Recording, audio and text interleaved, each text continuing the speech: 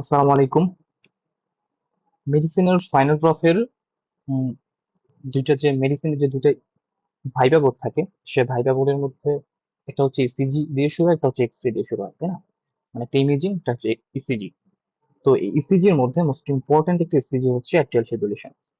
Invariably স্যাররা এটা মানে দেখা যাচ্ছে জিজ্ঞাসা করেন, মেইনলি যেগুলো থাকে যে একটা হচ্ছে অ্যাট্রিয়াল ফিব্রিলেশন হার্ট ব্লকে থাকতে পারে, এবং হচ্ছে আমাদের স্টে এলিভেটেড বা নন স্টে এলিভেটেড তো থাকে না, ইউজুয়ালি স্টে এলিভেটেড এমআই।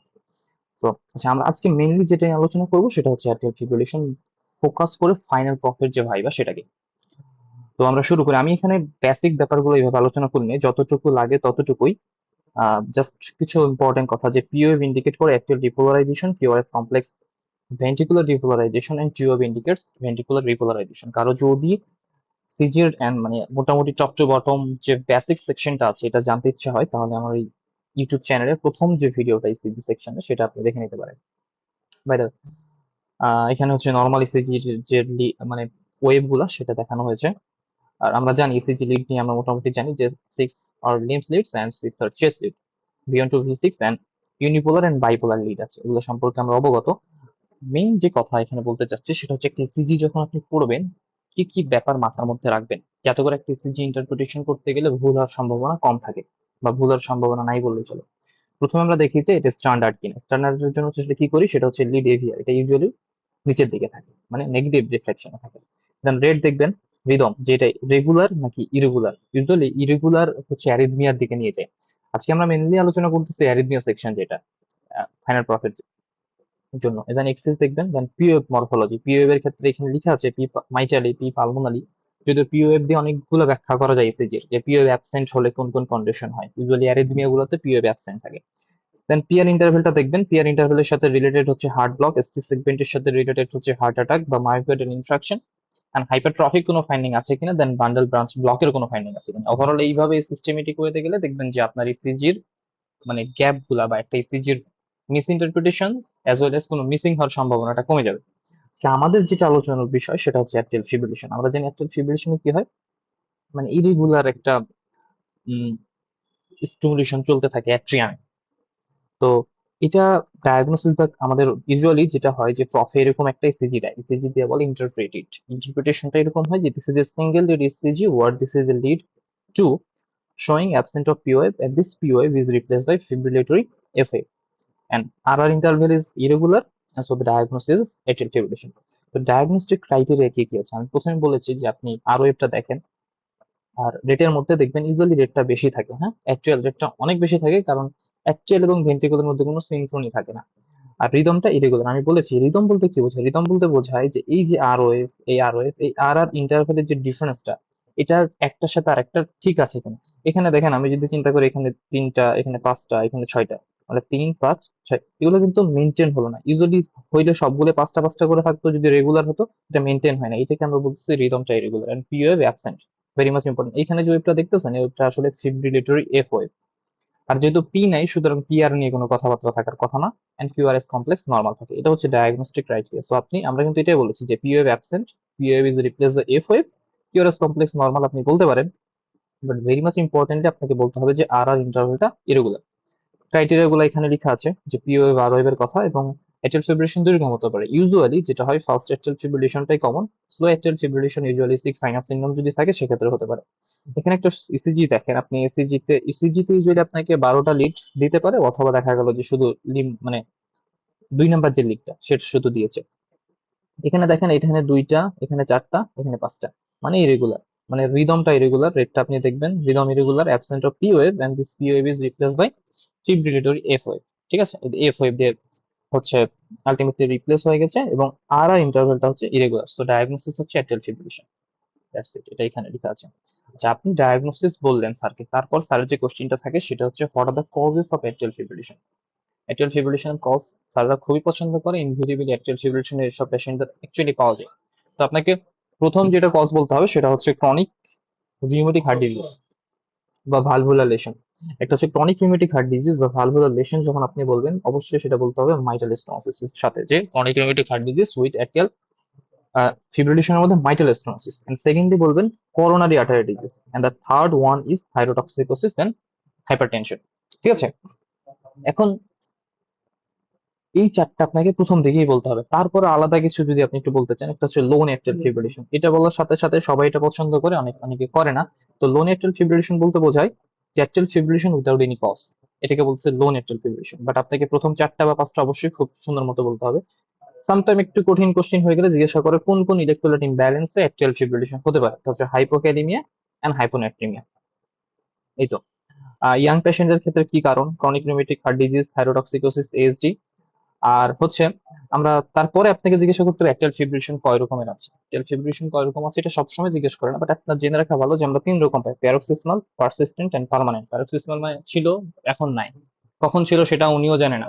দেখা গেলো একটা রোগীর হুট করে স্ট্রোক হয়ে বসে আছে, কোনো কারণ খুঁজে পাওয়া যাচ্ছে না। এই সময় আমাদের চিন্তা করতে হতে পারে যে তার হয়তো অ্যাট্রাল ফিব্রিলেশন ছিল, বাট এটা প্যারোক্সিসমাল, যে কারণে একটা স্ট্রোক হয়ে গিয়েছে। ঠিক আছে। পারসিস্টেন্টের ক্ষেত্রে এটাকে টার্মিনেট বা ঠিকঠাক করা যায় ইলেকট্রিক্যাল বা কেমিক্যাল কার্ডিওভার্সনের মাধ্যমে, এবং পার্মানেন্টকে আপনি কখনোই ঠিক করতে পারবেন না। By the way, next question থাকে যে এই রোগীর তুমি যদি ক্লিনিক্যাল এক্সামিনেশন করো তাহলে কি কি ফাইন্ডিং পাবা। ফাইন্ডিং এর মধ্যে পালস ইরেগুলার এন্ড বিপিটা হচ্ছে হাইপারটেনসিভ থাকে। এর এক্সামিনেশন করলে আমরা হার্টের ক্ষেত্রে যদি মাইটাল স্টোনোসিস থাকে, সেক্ষেত্রে মাইটাল স্টোনোসিসের যে মিড ডায়াস্টোলিক মারমার, আপনি সেটার কথা বলবেন, এবং সেটার যদি বলতে বলে এটা ইউজুয়ালি শর্ট কেসে ধরে তখন। আর থাইরয়েড স্ট্যাটাসটা দেখবেন, because thyrotoxicosis is the important cause of atrial fibrillation. আচ্ছা, চেস্ট ইনফেকশন, যেমন বলা হয় যে টেম্পোরারি অ্যাট্রিয়াল ফিব্রিলেশন কোন কোন কন্ডিশন হয়। দেখেন, যে টেম্পোরারি অ্যাট্রিয়াল ফিব্রিলেশন সেই কন্ডিশন গুলোতে হয় যেগুলোর কারণগুলো ঠিক করলে অ্যাট্রিয়াল ফিব্রিলেশন ঠিক হয়ে যায়। যেমন একটা রোগীর মায়োকার্ডিয়াল ইনফেকশন হওয়ার পর তার অ্যাট্রিয়াল ফিব্রিলেশন ডেভেলপ করলো, সো আপনি এমআই এর চিকিৎসা দেন, এমআইটা ঠিকঠাক করেন, অ্যাট্রিয়াল ফিব্রিলেশন ঠিক হয়ে যাবে। নিউমোনিয়া, এই পেশেন্টের নিউমোনিয়া হয়েছে, নিউমোনিয়া হওয়ার পর দেখতেছেন ইসিজি করে বুকের ব্যথার কথা বলছিল, অ্যাট্রিয়াল ফিব্রিলেশন। ইসিজি যখন নিউমোনিয়া রিজলভ হয়ে গেছে, আলটিমেটলি অ্যাট্রিয়াল ফিব্রিলেশন ঠিক হয়ে গেছে। হাইপোনাট্রিমিয়া, হাইপোক্যালিমিয়ার ক্ষেত্রেও সেম ব্যাখ্যা। কমপ্লিকেশন কি হতে পারে? ইউজুয়ালি অ্যাট্রিয়াল ফিব্রিলেশনের রোগীরা হেমিপ্লেজিয়া নিয়ে আসতে পারে, that means stroke. Abdominal pain নিয়ে আসতে পারে, দ্যাট মিনস মেসেন্টারিক ইসকেমিয়া। আবার লেগ পেন নিয়ে আসতে পারে, that means what, deep vein thrombosis and heart failure. তো এটা চিকিৎসার জন্য যেটা করতে হবে, যেহেতু রোগীর হার্ট রেটটা অনেক বেশি, আমাকে হার্ট রেটটাকে নর্মালাইজ করতে হবে, রিদমটা ইরেগুলার সেটাকে নর্মাল করতে হবে, মানে রেগুলার রিদমে নিয়ে আসতে হবে। এবং যখন হার্ট এইভাবে চলতে থাকে তখন এমবোলাই বা থ্রম্বাই ফর্মেশন হয়, অ্যাকচুয়ালি এমবোলাই ফর্মেশন হওয়ার সম্ভাবনা থাকে। তো এই জন্য অ্যান্টিকোয়াগুলেন্ট দিতে হবে। এখানে কিছু কথা লেখা আছে, আমি খুব সিম্পলি এটাকে প্রেজেন্ট করার চেষ্টা করেছি যে প্যারাক্সিসমাল যদি ওয়েল টলারেটেড হয়, কোনো প্রকার প্রবলেম না করে, তাহলে কোনো চিকিৎসার দরকার নাই। বাট যদি এটা প্রবলেম করে তাহলে আমাদের বেটা ব্লকার দিব। এবং প্যারোক্সিসমাল অ্যাট্রিয়াল ফিব্রিলেশনের জন্য most important drug for the prevention of atrial fibrillation, that means paroxysmal যে প্যাটার্নটা, সেটার জন্য অ্যামিওডারন হচ্ছে সবচেয়ে ভালো। অ্যান্ড পারসিস্টেন্ট হলে আমাদের রেট কন্ট্রোল করতে হবে। রেট অনেক বেশি, আপনি বেটা ব্লকার দেন রেট কমে যাবে। ক্যালসিয়াম চ্যানেল ব্লকার যেগুলো হচ্ছে rate limited calcium channel blocker. আরেকটা হচ্ছে ডাইজক্সিন দেওয়া হয়। আর রিদম কন্ট্রোলের জন্য এটা খুব ইম্পর্টেন্ট মাথার মধ্যে রাখবেন যে যদি স্ট্রাকচারাল হার্ট ডিজিজ না থাকে, মানে নো অথবা ফ্রি অফ বা free from structural heart disease, F for free, F for flecainide. আর if structural heart disease present then amiodarone. গেল, তাহলে আমরা রেট রিদম দুইটাকে কন্ট্রোল করলাম। এবং ফার্দার যাতে তার থ্রম্বাই ফর্মেশন হতে না পারে বা থ্রম্বোএম্বোলিজম করতে না পারে, কোনো প্রকার থ্রম্বোএম্বোলিক ম্যানিফেস্টেশন রিলেটেড কমপ্লিকেশনস না হয়, এই জন্য অ্যান্টিকোয়াগুলেন্ট দিতে হবে। এখন অ্যান্টিকোয়াগুলেন্ট আপনি কাদেরকে দিবেন? অ্যান্টিকোয়াগুলেন্ট দেওয়ার ক্ষেত্রে যেটা মাথার মধ্যে রাখতে হবে, যদি রোগীর অ্যাট্রিয়াল ফিব্রিলেশন, আমি বলি অ্যাট্রিয়াল ফিব্রিলেশন সাথে যদি ভালভুলার হার্ট ডিজিজ থাকে, তাহলে অবশ্যই অ্যান্টিকোয়াগুলেন্ট আপনি দিবেন। বাট অ্যাট্রিয়াল ফিব্রিলেশনের সাথে যদি নন ভালভুলার হার্ট ডিজিজ থাকে, তাহলে একটা স্কোরিং করতে হয়, এটাকে বলা হয় ক্যাডভাস স্কোরিং, বা বলা হয় যে স্কোরের রিস্ক, মানে স্ট্রোকের রিস্ক দেখার জন্য কোন স্কোরিং করা হয়, সেটা হচ্ছে ক্যাডভাস স্কোরিং। এ স্কোর করবেন। এ স্কোর করার পর যেখানে লিখেছে দেখেন যে ইন কেস অফ মেল যদি ওয়ান ওয়ান পয়েন্ট হয় তাহলে আপনি দিয়ে দিবেন। আর ইন কেস অফ ফিমেল যদি 2 পয়েন্ট হয় তাহলে আপনাকে অ্যান্টিকোয়াগুলেন্ট দিতে হবে। এবং কারণ ফিমেল একটা, মানে এটার মধ্যে একটা ক্যাটাগরির মধ্যে ফিমেল অলরেডি একটা ক্যাটাগরি, ঠিক আছে। তো এখন কথা হচ্ছে কোন অ্যান্টিকোয়াগুলেন্টটা দিবেন। ইউজুয়ালি আগে যেটা প্র্যাকটিস করা হতো বা এখনো সামটাইম করা হয়, সেটা হচ্ছে ওয়ারফেরিন, এক্সেপ্ট প্রেগনেন্ট লেডি বা এক্সেপ্ট যেসব কন্ট্রা ইন্ডিকেশন আছে সেসব বাদ দিয়ে। বাট মোস্ট কম, মানে সবচেয়ে নোভেল অ্যান্টিকোয়াগুলেন্ট যেগুলো, সেগুলো মানে এখন মানে ব্যবহার করা হয়, সেগুলো কি? সেগুলো হচ্ছে দেখেন, একটা হচ্ছে রিভারক্সাবান, এপিক্সাবান, এন্ডোক্সাবান, মানে ফ্যাক্টর 10 ইনহিবিটর। এছাড়া আপনি ডিরেক্ট থ্রম্বিন ইনহিবিটর ইউজ করতে পারেন, যেটাকে বলা হয় ডেভিকেট্রান। তো এগুলোর ভালো দিক কি খারাপ দিক কি, এগুলো কোনো মনিটরিং এর দরকার নাই। আপনি ওয়ারফেরিন দিলে মনিটরিং করতে হবে, আয়নার দেখতে হবে, 2 to 3 মধ্যে রাখতে হবে। ওয়ারফেরিনের ব্লিডিং রিস্ক অনেক বেশি, এখানে ব্লিডিং রিস্ক একটু কম, এবং যদিও হয় সেক্ষেত্রে আমরা কি করতে পারি, এডিগাইসুজিমাব যেটা হচ্ছে ডেবিকেটনের সাথে বাইন্ড করে, অ্যাডমিক্সাট আলফার যেটা বাইন্ড করে এপিক্সাবান বা রিভারক্সাবানের সাথে। আর হচ্ছে যদিও অরফিনিন টক্সিসিটি হলে ভিটামিন কে দিয়ে ঠিকঠাক করা যায়, এবং অ্যাসপিরিন এখানে ব্যবহার করতে না বলেছি, ঠিক আছে। এবং ব্লিডিং রিস্ক হবে কি হবে না এটা দেখার জন্য একটা স্কোরিং করা হয়, সেটাকে বলা হয় হ্যাজ ব্লেড স্কোর। এটা একটু দেখে নেবেন, 3 অথবা তার বেশি হলে ক্লোজ মনিটরিং এর মধ্যে রাখতে হবে, কারণ তার যে কোনো সময় ব্লিডিং মানে দেখা গেল peptic ulcer, bleeding peptic ulcer disease হয়ে গেছে, ঠিক আছে। এটা একটু মাথার মধ্যে রাখতে হবে। তো এটা হচ্ছে ওভারঅল অ্যাট্রিয়াল ফিব্রিলেশন নিয়ে কথাবার্তা। একটা হচ্ছে অ্যাট্রিয়াল ফিব্রিলেশন ডায়াগনোসিস করবেন, ডায়াগনোস্টিক ক্রাইটেরিয়া কি কি আছে সেটা, এটার কজ গুলো একটু জানতে হবে। আর একটা পেশেন্ট যদি কোনো কারণে আনকনসিয়াস নিয়ে আসে, তাহলে অ্যাট্রিয়াল ফিব্রিলেশন এর এম্বোলাইয়ের কারণে বা থ্রোম্বাইয়ের কারণে এটা হয়েছে, মানে এই কথাগুলো একটু মোটামুটি মাথার মধ্যে রাখতে হবে। আর এখানে আরো কিছু কথা আছে, ঠিক আছে। যেমন আমরা বলি যে থ্রোম্বোটিক স্ট্রোক প্রিভেনশনের জন্য এটা কিন্তু অতটা ইফেক্টিভ না। আমরা যে ড্রাগ গুলো ইউজ করতেছি, মানে ডিরেক্টলি অ্যাক্টিং ওরাল অ্যান্টিকোয়াগুলেন্ট, এগুলো পরীক্ষা আপনাকে ধরবেন, আপনি নাম বলতে পারলে হবে। দেন অ্যাট্রিয়াল ফ্লাটার, অ্যাট্রিয়াল ফিব্রিলেশনের মতো, বাট এখানে হচ্ছে আর ইন্টারভ্যালটা রেগুলার, অনেক বেশি P wave, I mean P wave absent থাকবে, বাট অনেক বেশি রেট, অনেক বেশি বলতে 250 থেকে 350, এবং ট্যাপ অ্যারেন্স পাওয়া যায়। ইউজুয়ালি এটার দেয় না, বাট আপনাকে বলতে পারে যে অ্যাট্রিয়াল ফিব্রিলেশনের মতো আর একটা ইসিজি আছে, সেটা কি অ্যাট্রিয়াল ফ্লাটার, শর্ট রুট অ্যাপিয়ারেন্স। চিকিৎসার এটা মেইন একটা চিকিৎসা যদি বলতে বলে ক্যাথেটার অ্যাবলেশন। আর নর্মালি আমরা কি করে থাকি, রেট কন্ট্রোলের জন্য ওই এবি ব্লকিং যেসব ড্রাগ, বেটা ব্লকার, ক্যালসিয়াম চ্যানেল ব্লকার, অথবা ডিসি কার্ডিওভার্সন। ক্যাথেটার অ্যাবলেশন হচ্ছে এটা মেইন চিকিৎসা। আর একটু খুব ভালো পারলে হয়তো জিজ্ঞাসা করবে এখানে কোন ওষুধ ইউজ করা যায় না, ফ্লিকেনাইট। ফ্লিকেনাইট কিন্তু আমরা অ্যাট্রিয়াল ফিব্রিলেশন ইউজ ইউজ করেছিলাম, এখানে করা যাবে না। এসবিটি বলতে যেটা বোঝায়, যে এসবিটি বলতে ভেন্ট্রিকলের উপরের দিক থেকে কোনো যদি ইম্পালস ক্রিয়েট হয়, এগুলো বোঝার জন্য বলতেছে। এটা একবারে প্যাথোফিজিওলজিটা এমনটা না, ব্যাপারটা একটু ডিফারেন্ট। আর ভিটি হচ্ছে নিচ থেকে, বাই দ্য ওয়ে। সো এখানে ইউজুয়ালি অনেক বেশি পরিমাণ ইম্পালস ক্রিয়েট হয়, এবং আলটিমেটলি দেখা যায় যে আহ, এই ইম্পালস গুলা খুব র্যাপিডলি পাস করে। ওই কারণে কিউআরএস কমপ্লেক্সটা মানে খুব মানে র্যাপিডলি পাস করে, এবং হচ্ছে দেখবেন যে এই দিকে যেগুলো আছে, এই রিজনে কোনো প্রকার ডিলে হয় না। কিউআরএস কমপ্লেক্স আলটিমেটলি এই দিকের ইম্পালস গুলো, তাই না, এগুলোতে কোনো ডিলে হয় না, ওই কারণে কিউআরএস কমপ্লেক্সটা ন্যারো থাকে, বাট পিরিয়ডটা অ্যাবসেন্ট থাকবে। রিদমটা রেগুলার থাকবে, যেটা অ্যাট্রিয়াল ফিব্রিলেশন ইরেগুলার ছিল। দেখেন, আপনি একটা ইসিজি দেখতেছেন, tachycardia, POF absent, QRS narrow, মানে আনটিল আদারওয়াইজ এটা হচ্ছে এসভিটি। এসভিটির জন্য চিকিৎসা আছে। মানে আমি একটা কথা বলি যে যে কোনো আনস্টেবল কন্ডিশন, বিপি কমে ফল করে গেছে, পালস পাওয়া যাচ্ছে, এরকম আনস্টেবল কন্ডিশন, এবং ট্রাকিকার্ডিয়া বা ব্র্যাডিকার্ডিয়া যাই হোক না কেন, প্রথমে পেশেন্টের যদি আনস্টেবল থাকে তাহলে কার্ডিওভার্সন করতে হবে।